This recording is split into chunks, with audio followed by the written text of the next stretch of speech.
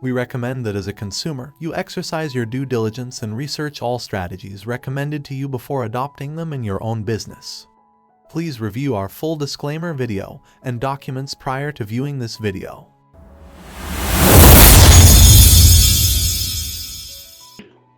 Okay, as soon as I get notice. Okay, so it's recording. Okay, so basically to get a complete history, what you do is you're going to copy the asset name. So copy the asset name. Okay. From there, you can get up to 50 work orders on a query. But if there's more than 50, you need to go to the planning workbench. So open the planning workbench.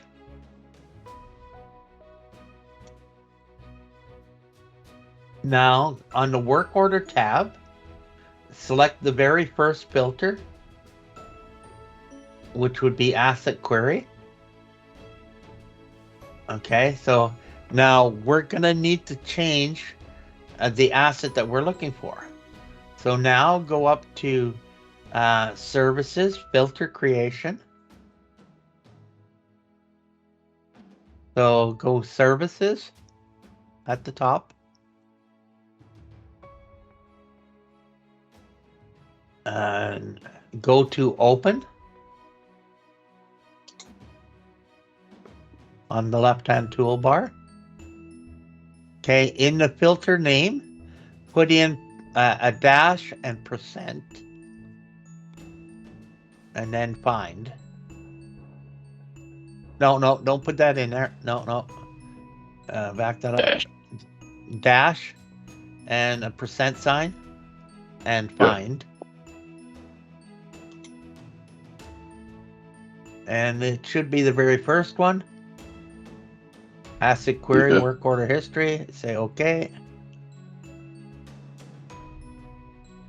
Okay. Now in the operand column, the blue line, you'll see it says TM transfer conveyor. Yep. Select that and paste your asset in there.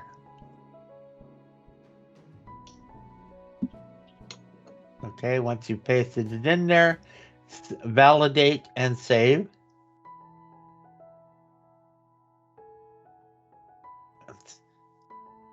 Close the window.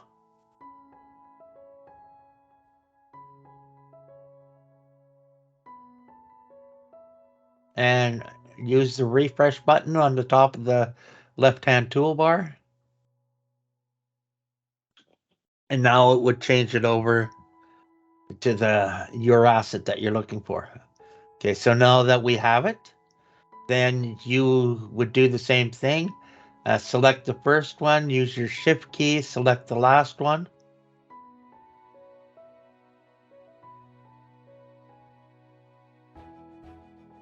And then go up to File, Save As.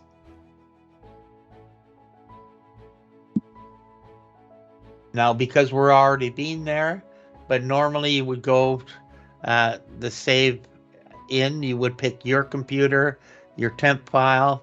Okay, now you can paste the file name, which would be for the asset. Computer, okay.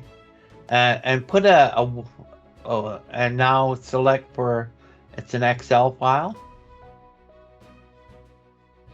And save. Now it's going to ask you, do you want to replace it? And because we still have it open, we need to actually give it another name. So at the end of the file name, let's just put a 1 dash or space 1, so we know there's a different one, and say save.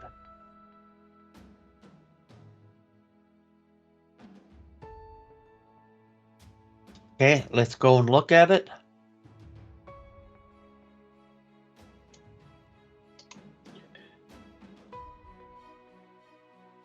There it is. Double click to open it.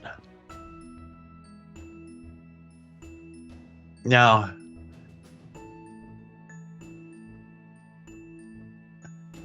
You may have to, okay. Now let's insert this into a table.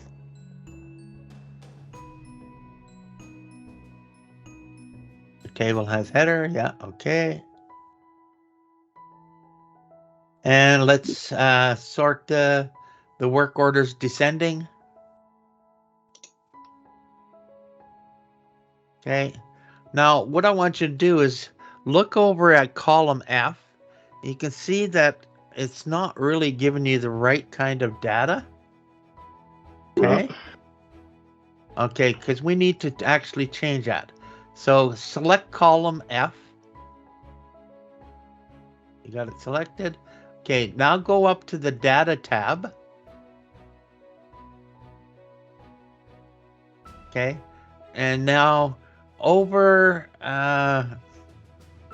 on, it says text to column. It's to the right.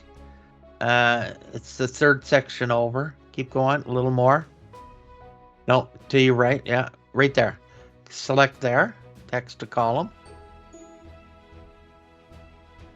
You should get another pop-up window.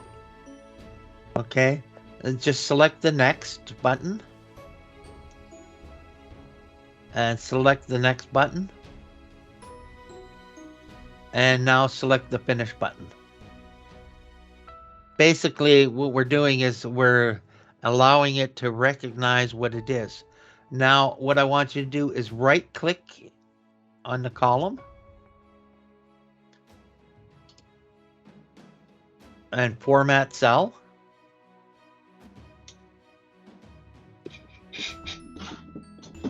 And it's going to be accounting. So go select accounting from the list. And let's not use the symbol. So under the symbol, say none. And say OK. And we need to do that basically for all of them. Anything dealing with money like that. So that it's being recognized that it is a dollar value. Okay. We don't need to do it right now.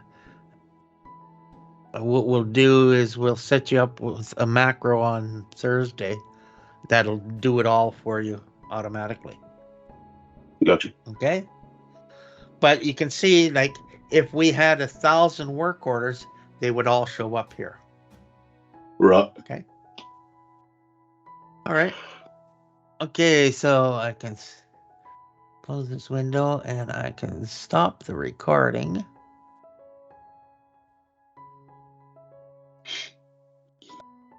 Thank you for watching. If you liked our videos, please subscribe and give us a thumbs up.